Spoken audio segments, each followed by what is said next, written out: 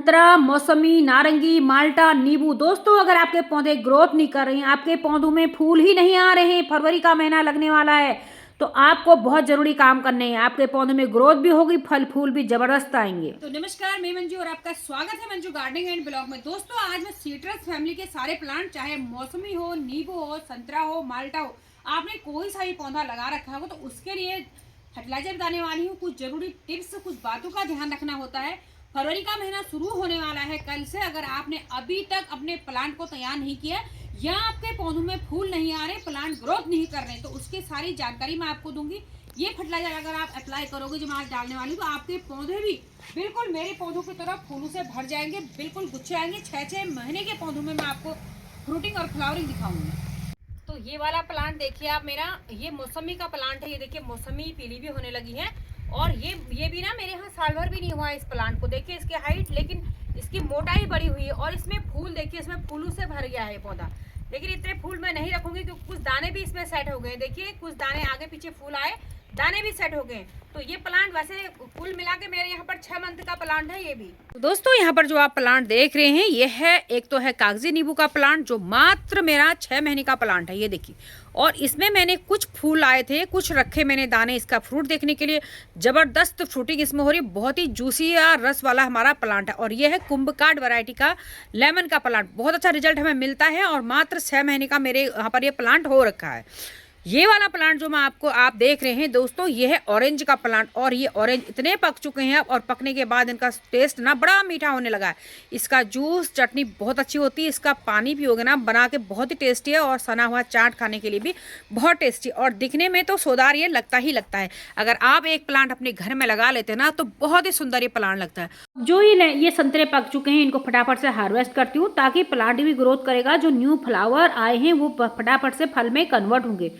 तो देखिए इतने जो मेरे लास्ट में हार्वेस्टिंग करने के बाद बचे हुए थे, और ये इतना पक गया है ना, खोलने में इसका कवर भी हटने लगा है। तो इतने मैंने ये हार्वेस्ट कर लिए हैं, और ये लेमन को भी मैं हार्वेस्ट कर लूंगी। दोस्तों सबसे पहले जो भी आपके इसमें सूखी ब्रांचें हैं ना, कुछ ब्रांचें हमारी सूख जाती है प्लांट से, वो तुरंत हटानी चाहिए, नहीं तो वो पूरे प्लांट को सुखाने लगती है। ये देखिए ऐसे करके, ये देखिए इसमें मेरी कुछ ब्रांचें सूख भी रही है। ये देखिए इनको हटा लेना है हमको। अब जो हमने जो टिप होती है जिनसे हमारा निकल चुका है ना, अगर आपके प्लांट में फूल नहीं आ रहा, प्लांट ग्रोथ नहीं कर रहा ना, तो टिप को काट दें। लेकिन आज मैं यहाँ पर जो कर रही हूँ ना, मैं अपने प्लांट को एक अच्छा सा सेफ देना चाह रही हूँ, क्योंकि प्लांट की ग्रोथ हो रही। तो मैं इसको नीचे की जो स्टेम है इनको सब हटा रही हूँ आज। ये देखिए, अगर आपको भी अपने प्लांट को कोई लुक देना है, सेफ देना है, तो मैंने यहाँ देखिए पूरा हटा दिया। प्लांट ने मेरी ग्रोथ अच्छी कर ली है, और मैंने इसको यहाँ नीचे से इसको खुला खुला कर दिया है। अब जो एक्स्ट्रा ब्रांचें कोई आपको हटानी है छोटी छोटी, तो वो भी आप अभी हटा सकते हैं इस तरीके से। टिप बहुत ऊपर जा रही है आपकी, भाग रही है टिप की, प्लांट ग्रोथ नहीं कर रहा, आपको भूसी प्लांट चाहिए, तो जो टिप होती है ना, टिप को आप कट कर दीजिए। अभी मैं इतना रखने वाली हूँ इसको। चलिए इसके जड़ों में काम शुरू करते हैं। अब आप यहाँ पर से गुड़ाई करना शुरू कीजिए। अब आपको ये देखना है कि धीरे धीरे आप देखोगे नींबू के प्लांट के जड़ों में जो जाले लगते हैं ना, काटना बहुत जरूरी होता है। जड़ों का जाल बन जाता है, जिससे कि आपका प्लांट का जो ग्रोथ है वो भी रुक जाती है। दूसरा, न्यूट्रिशन सप्लाई नहीं होता अच्छी तरीके से। ये काम कम से कम आप देखोगे, अगर बहुत ज़्यादा आपके पौधे में रूट बॉन्ड हो गई, बिल्कुल खुरपी घुस ही नहीं रही है, जड़ें लग रही हैं, तो आपको पूरा प्लांट बाहर निकालना होगा, रूट्स की ट्रिमिंग करनी होगी। अगर आपको लगता है कि हल्की फुल्की जड़ें हो रही है, तो उनको काटते रहिएगा। इस तरीके से वो कटते रहते हैं। तो जो काम मैं कर रही हूँ आप देखते रहिएगा पूरा कि क्या क्या आपने करना है। तो इस तरीके से धीरे धीरे आप मिट्टी निकालेंगे, काम करेंगे, तो आपको पता चलेगा कि कितना हमारा प्लांट में रूट बॉन्ड हो रखा है। तो साइड साइड से आपको ये काम करना है। दूसरी चीज़ दोस्तों, प्लांट की अच्छी ग्रोथ, अच्छे रिजल्ट के लिए हमारे इस नींबू के प्लांट को फुल सनलाइट में रहना 6-7-8 घंटे तो जरूरी चाहिए। जितने घंटे मिल जाए उतने घंटे की धूप में हमको पौधे को रखना होता है। तो इसकी जड़ें अभी बहुत जाम हो रही, तो मैं साइड साइड से इसको निकालते रहती हूँ। तो गुड़ाई करने के बाद ये थोड़ी सी मिट्टी में इसकी बाहर निकाल लेती हूँ। ये देखें, इसकी मिट्टी को मैं निकाल लेती हूँ। और ज़मीन वाला प्लांट है तो उसकी भी आपको जड़ों को हटाना होगा, और उसकी मेरी वीडियो मैंने डाल रखी है दोस्तों। मेरे चैनल पर ज़मीन वाले प्लांट की भी सारी वीडियोस डाल रखी हैं। ये देखिए, ये देखिए इस तरीके से प्लांट के हमें रूट्स दिखने लगी हैं। देखो, फिर हमें इन जड़ों को ना फिर हटाना होगा, क्योंकि इसमें थोड़ा बंडल बनाई है मैंने पिछले साल करी है जबकि, लेकिन ऑर्गेनिक फर्टिलाइजर का यही असर होता है कि जड़ों का विकास काफ़ी होता है। तो ये देखिए, तो इतनी तो मेरी जड़ें इसमें निकाल ली हैं, लेकिन जो जड़ें ऊपर से दिख रही हैं तो इनकी भी हम ट्रिमिंग करते रहेंगे। अभी किनारे से थोड़ा जाम सा हो रहा है, इसको भी हटाना ही होगा। तो इस तरीके से कर लें, खुरपी से जड़ को छोड़ के पीछे पीछे करना है। तो इस तरीके से देखिए मैंने इतनी रूट से निकाल के प्लांट की जड़ देखिए ऐसी हो गई है।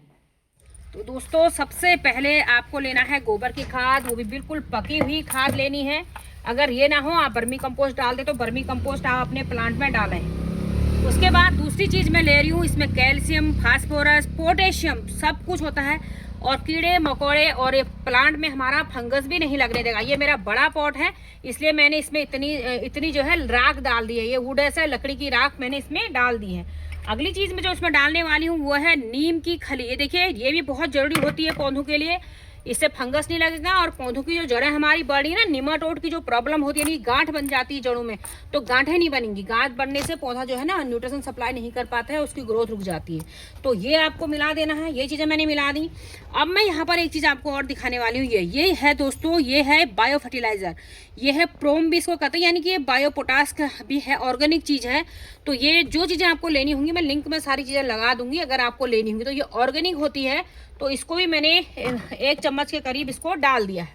साथ ही मैं इसमें डालने वाली हूँ, ये देखिए, ये है सीवीड बायोजाइम। ये सीवीड है, ये ऑर्गेनिक है, ये नेचुरल जो है ना हमारा ऑर्गेनिक है। और इसमें छोटे छोटे जो न्यूट्रिशन होता है, छोटा छोटा हमारा सब चीज़ इसमें पाया जाता है, जिससे कि हमारा प्लांट ग्रोथ सब बहुत ही बढ़िया तरीके से करता है। अब दोस्तों यहाँ पर हमें अपने प्लांट की ग्रोथ करनी है, या फलों का साइज बड़ा करना है, स्टेम मजबूत करनी है, पौधों को घना करना है।